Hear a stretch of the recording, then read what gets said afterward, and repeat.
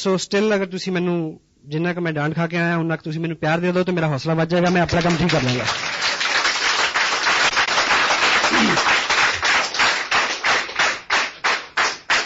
Thank you.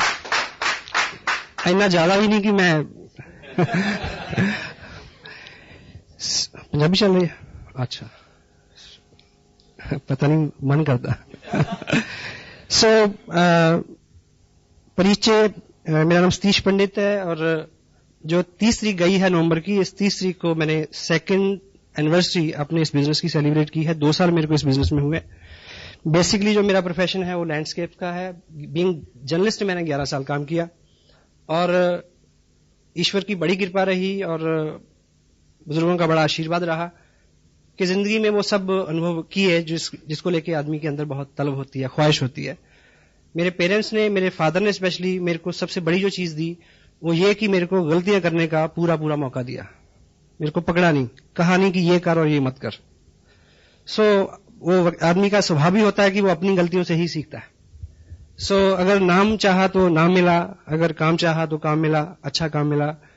Marriage हुई, my wife, I feel blessed जिस तरह की लेडी के साथ मैं रह रहा हूं एंड उनके कॉपरेशन से इतना मैं सारा कर पाया हूं क्योंकि 2 साल में मैंने काफी काम किया है, ऐसा मेरा दिल मानता है। ये शूज जो मैंने अभी पहने हुए हैं और मेरा औसतन इन जूतों को मैं लगभग 19 घंटे पांव में रखता हूं। 5 घंटे मेरा पांव से जूता उतरता है इन दिनों। तो अगर मैं घर से बाहर रहता हूं तो उनकी कॉपरेशन है और she is working as an officer with the government. बच्चे हैं हमारे पास 2 और फैमिली में अधिकांश लोग जो हैं, क्योंकि बेसिक मेरा ओरिजिन पंजाब का है तो पंजाब में एक ट्रेंड रहता है बाहर सेटल होने का। फॉरेन में है ब्रदर। चलते चलते ये बिजनेस रास्ते में आया। उस वक्त मेरे अपने बिजनेस में प्रायोरिटीज मेरी वही थी और बड़ा कहना चाहिए शेड्यूल बहुत टाइट था। उसके बावजूद ये मालिक की नेमत और नेमत थी कि वो टाइम, वो वक्त, वो सब ईश्वर की कृपा ही थी कि मेरी समझ में आ गया कि इसको करना चाहिए। सो मैंने इसको किया। इस 2 साल में लगभग 14 लाख रुपया मेरे को आसियम बिजनेस से मिला। लास्ट पेड आउट जो है करीब 1,57,000 का एक मंथ का चेक है मेरा पिछला। और आज स्पेशली हम जो बात करेंगे उसमें 2 साल के अंदर कुछ जो मैंने सीखा है, अपलाइन से सीखा विद प्राउड। मेरे जो स्पॉन्सर है मिस्टर सुरेंद्र वत्स, उनकी पर्सनैलिटी ने मेरे को बहुत प्रभावित किया। मैं एक चीज आपको बताऊं, हर आदमी को एक वहम होता है कि वो बहुत अच्छा है ना? हेलो। लेकिन किसी भी व्यक्ति को ये बात तब समझ में आती है जब वो सच में किसी अच्छे आदमी के समक्ष खड़ा होता है, तब वो तुलना करता है कि मैं कहां हूं। तो मैं बहुत बौना हूं उनकी पर्सनैलिटी के आगे। और समटाइम लोग मेरे को ये बोलते हैं कि आप बहुत अच्छे हो। मेरा जवाब होता है कि आपको कोई अच्छा आदमी अभी नहीं मिला। That's why you are telling me. So I feel blessed. इस तरह की अप्लाई मेरे साथ है मुकेश जी कोठारी, जो बहुत बड़ा बिजनेस है उनका, बहुत बड़ी सपोर्ट है हमें उनकी। बागचंद जी छाबड़ा, कैलाश जी और स्पेशली त्रिलोक जी की जो मार्गदर्शन है उनका, और ये परिकल्पना इतनी ठोस, वो उन्हीं की देन है। तो इन सब लोगों की मदद के साथ और हिंदुस्तान भर में लगभग 25 स्टेट, 700 से ज्यादा पिकअप सेंटर और 125 से ज्यादा प्रोडक्ट और हजारों डॉक्टर गगनदीप जैसे जो झाड़ू लीडर, इन सब के साथ हम इस कार्यक्रम को बहुत आगे बढ़ा रहे हैं। और आने वाले जो 2 साल का जो ग्राफ है इस बिजनेस का, वो हम सब की आकांक्षाओं से, उम्मीदों से बहुत अच्छा होने वाला है। कभी इस टॉपिक पे डिटेल में बात करेंगे। और आप इस बिजनेस में आ गए।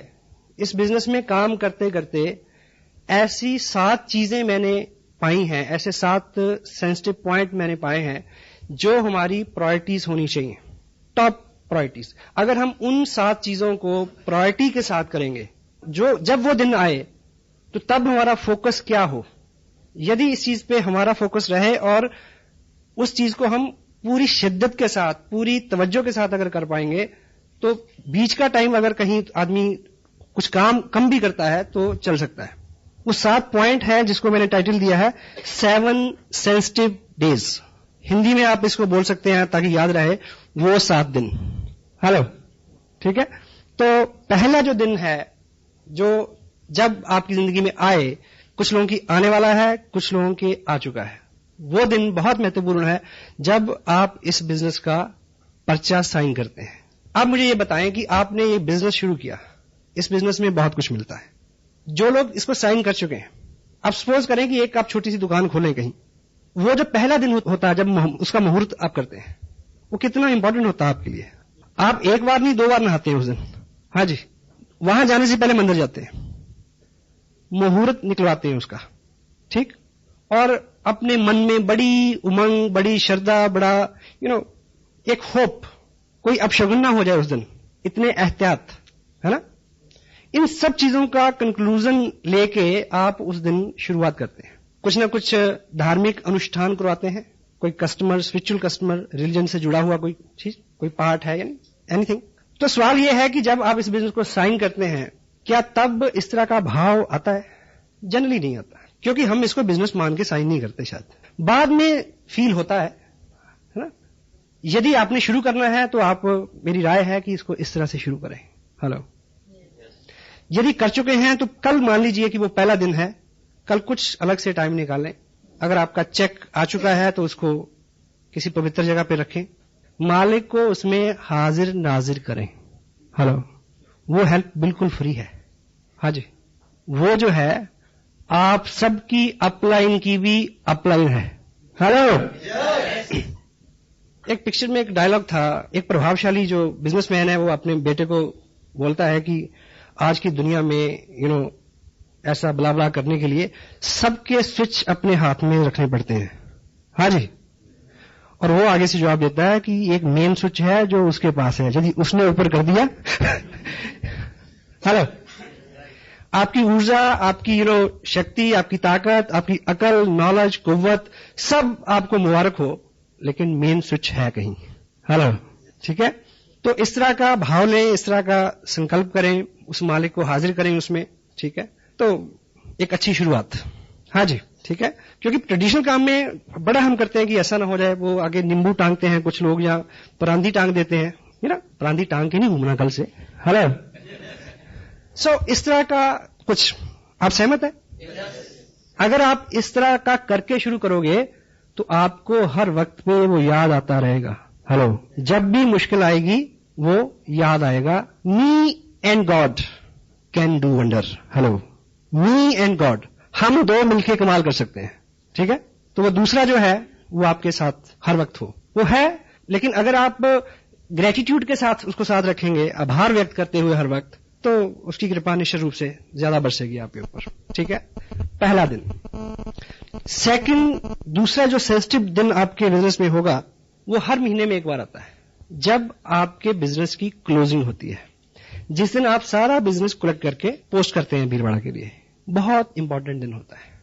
सारा बिजनेस कलेक्ट हो ठीक से, सारा चेक हो, उसमें कोई त्रुटि तो नहीं, गलती तो नहीं, ठीक। उसकी फोटोकॉपीज करवाएं, पीछे आपके पास रिकॉर्ड हो, कोरियर गुम हो गया तो क्या होगा। हेलो जी। और जब आपका ग्रुप बड़ा हो तो बड़े ग्रुप में जहां पे अभी नए सीखने वाले लोग हैं, उस डेट को आपका वहां होना जरूरी है। हाँ जी, मैं हर महीने प्लान करता हूं कि मुझे 8 तारीख को कहां होना है, एवरी मंथ। अगले मंथ का मेरे को भी से पता है। अभी देहरादून में मेरा बिजनेस है, 1 लाख का बिजनेस 40 लाख से ज्यादा है। वहां जो पहला एक्टिव आदमी है, उसके ऊपर एक व्यक्ति है, वो एक्टिव नहीं थे 2 साल से।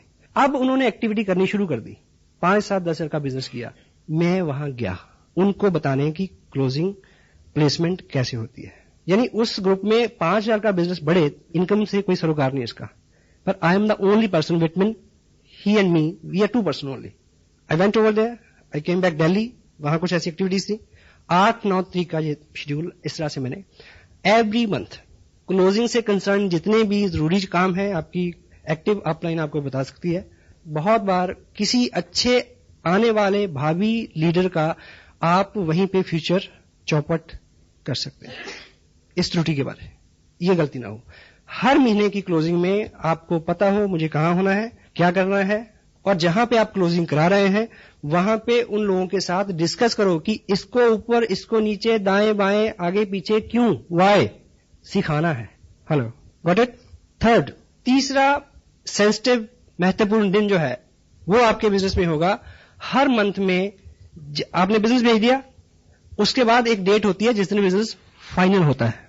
भीलवाड़ा कंप्यूटर में सारा फीड होता है, फाइनल होता है उस दिन तक आप असेस करें कि किस व्यक्ति का चेक बनना था, सारा बिजनेस सबमिट हो गया या नहीं हो गया, कोई त्रुटि के कारण कोई ब्रेक ट्री में तो नहीं पड़ा, किसी का टारगेट रह रहा है 200 रुपए की शॉपिंग अगर हो जाए तो उसको चेक कर सकता है, ब्ला ब्ला ब्ला।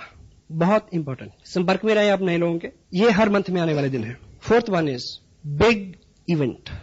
जब कोई बड़ा सेमिनार आता है, इस बिजनेस की या कोई चीज, इस बिजनेस की कला है जो, या इस बिजनेस को बढ़ने के लिए 80% कोई एक चीज अगर कारण है तो है बड़ा फंक्शन, बिग इवेंट। कोई बड़ा सेमिनार आने वाला है, उसमें आपने क्या क्या करना है, उसकी तैयारी में आप कितने मुस्तैद हैं। और सपोज जैसे 2 जनवरी को करनाल में और 30 जनवरी को लुधियाना में सेमिनार है, ठीक, आपने भी जाना है, मुझे भी जाना है। आपने कहां से चलना है, किसको लेके चलना है, कैसे पहुंचना है, इस सारे की प्लानिंग, आपकी टीम कहां कहां से आएगी, किस किस साधन से आएगी, कितना रास्ता है, वो सब चीजें वेल मैनेज्ड, शेड्यूल्ड शुरू में खुद करना पड़ता है। देखिए किसी भी व्यक्ति को, आज यहां बहुत सारे लोग जो डिस्ट्रीब्यूटर हैं स्पेशली, उनको कोई बुलाने नहीं गया, वो अपने आप आए। शुरू में एक आम व्यक्ति को उसको आदत में लाना है, सिस्टम में लाना है, बाद में वो सिस्टमाइज हो जाएगा खुद। बच्चे को जैसे पहली बार स्कूल भेजते हैं तो क्या बोलते हैं उसको, टिफिन खाना, टॉफी खाना, मैडम झूला जलाएगी, पापा लेने आएंगे, हेलो, ऐसे बोलते हैं। तब भी कभी जाता है, कभी नहीं जाता है। लेकिन जब वो सिस्टम में आ जाता है, बड़ा हो जाता है, फिर उसको पता होता है कि आज काम नहीं किया, मैडम भी पीटेगी और मम्मी भी पीटेगी, तब भी जाता है। Hello, systemised. एक बड़ा सेमिनार और उसके लिए किया हुआ आपका पूरे बल से एक प्रयास आपकी जिंदगी की सारी मुश्किलें हल कर सकता है।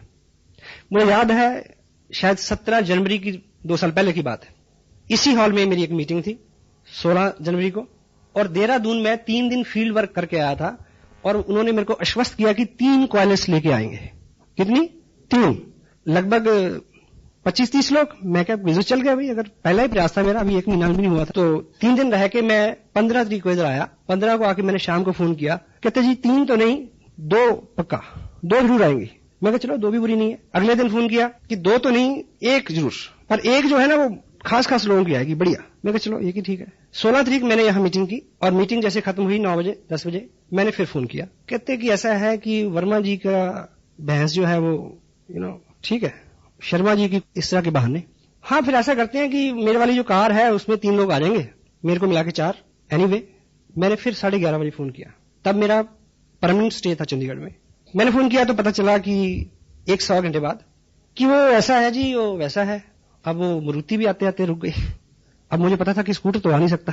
तो फिर लास्ट में उस व्यक्ति ने एक बोला कि ऐसा है कि अब साथ तो कोई है नहीं। फिर मैं सोचता हूं कि मैं भी फिर अगली बार ही सही, सवेरे बिटिया का पेपर भी है, ठीक है। ये रिजल्ट हो गया 11:30 बजे रात को। सुबह फंक्शन कहां? पानीपत रोड, धर्मशाला। मैंने सोचा कि मुझे क्या करना चाहिए। मैंने खाना खाया इधर ही, ये नागपाल रेस्टोरेंट है ना। खाना खा के खाते खाते मैंने सोचा कि अब तुरंत क्या करना है, यहां से भी कुछ लोगों ने जाना था। एनीवे, मैंने क्या किया कि ट्रिब्यून में कुछ वाकफियत है, मैं ठीक 12 बजे ट्रिब्यून पहुंच गया। वहां पूछा, वो पता चला कि 1:30 बजे वो गाड़ी जाती है जो देहरादून अखबार छोड़ती है। देहरादून बैठा उसमें, 4:45 बजे उस गाड़ी ने मेरे को देहरादून घंटाघर उतार दिया। मैंने वहां जाके फोन किया, उस व्यक्ति को लगा, उसने इस तरह से जवाब दिया, हाँ आप होया, हम फिर अगली बार देखेंगे। उसको लगा कि चंडीगढ़ से बोल रहा है। मैंने बोला कि घंटाघर से बोल रहा हूं, आ जाओ। अब निकल गए। मैं वहां रुका 2 घंटे। 1 कॉलेज, 1 मारुति कार में लेके आया। केवल 22 महीने 50 लाख का बिजनेस है। 4 टेक्निकल, 15 रॉयल्टी। हाँ जी, 1 बड़ा फंक्शन, और उस पे आपकी मुस्तैदी, उस पे आपका किया हुआ ठीक काम। जब कोई बड़ा फंक्शन आता है तब आपको क्या करना है, डिटेल में बहुत सारी चीजें इस पे डिस्कस हो सकती हैं। अगर आप ये पॉइंट अपने दिमाग में रखोगे तो आपका दिमाग आपको आइडिया देगा, नए आइडिया देगा। लुधियाना अगर फंक्शन हो रहा है और आप उतावले हैं अमृतसर में बिजनेस करने के, अमृतसर वाले व्यक्ति को लुधियाना बुलाओ, देन फिर अमृतसर जाओ। ऐसे में जो भी चीजें हैं, करनाल में फंक्शन है, उस फंक्शन में किन नए लोगों को मैंने बुलाना है, मेरे पास लिस्ट है उनकी। लुधियाना में किन नए लोगों को बुलाना है, किसको लेके जाना है, मेरे पास लिस्ट है। एक अपनी डायरी में हॉट लिस्ट रखें हर वक्त, हॉट लिस्ट। किन लोगों को रेगुलर फोन करने हैं, किन लोगों को फॉलो करना है, और इस मंथ की प्रायोरिटीज क्या है। अब मैं पर्सनली बहुत सारे लोगों को स्पॉन्सर नहीं कर सकता, इवन दो। Next, 5th one, counselling date. आपकी अपलाइन हो सकता है बहुत बिजी हो, बहुत बिजी, और मे भी आपको उनके साथ बैठने का टाइम ना मिले उनकी वजह से। पर अगर 1 महीना 40 दिन के अंदर आप seriously, dam serious, cross the table, 1 on 1, 2 घंटे 1 घंटा सीरियसली अपने बिजनेस को डिस्कस नहीं करते, तो ये आपकी गलती है। Counselling date very important. मेरा शेड्यूल बिजी रहता है, वसा का भी रहता है। ऐसा बहुत बार हुआ कि वो एक पर्टिकुलर रूट से जा रहे हैं और एक पर्टिकुलर रूट से उन्होंने ट्रेन चेंज करनी है, मैं उस स्टेशन पे पहुंच गया, वहां उनके साथ घंटा बात की। कभी ऐसा हुआ कि वो अंबाला से ट्रेन पकड़ रहे हैं दिल्ली की, उनके पास भी टाइम नहीं है, मेरी भी दिक्कतें हैं, और मैंने टिकट लिया दिल्ली का रेलवे स्टेशन, उनके साथ ट्रैवल किया 3 घंटे, बात की, वहां से दूसरी ट्रेन पकड़ गए, वापस आ गया। It's my job, it's my business, इससे मेरे को फायदा होना है। Counselling date very serious. उनके सामने अपना बिजनेस ड्रॉ करके रखें और उनकी सलाह लें, ये मायने है इसका। अपना शेड्यूल उनको नोट कराएं, ठीक है, उनका वो शेड्यूल जो आपको उन्होंने अलॉट करना है उसकी चर्चा करें। शुरू में नहीं पता होता हमें कि मीटिंग कहां हो तो ज्यादा फायदा हो, लेकिन ये आपको बार बार सिटिंग के बाद इस बात का नॉलेज हो जाएगा। 6th one is very important, when the right person comes. आपका बिजनेस तब उठेगा, आप काम कर रहे हैं, लोग आ रहे हैं, ज्वाइन हो रहे हैं, एक्टिविटीज हो रही हैं, सब हो रहा है, उसमें एक्चुअली उठाव तब आएगा जब सही किस्म का व्यक्ति आपके बिजनेस में साइन करेगा। जिंदगी हो या ये बिजनेस, इसमें तब उठाव आता है जब इसमें क्वालिटी पीपल आते हैं। कौन? Quality people.